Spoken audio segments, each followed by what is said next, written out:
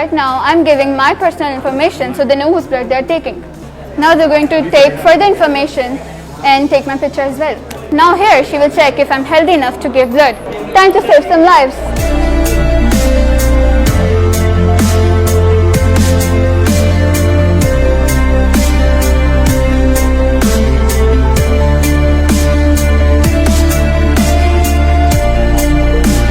Giving blood today, saving lives tomorrow.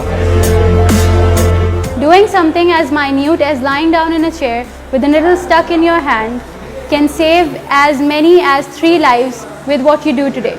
Hey guys, I am here at Wales College donating blood for Indus Hospital, and this is my sign that I am so proud to be donating blood and save someone's lifeline. I will recommend you all to stand up and donate blood and save one life.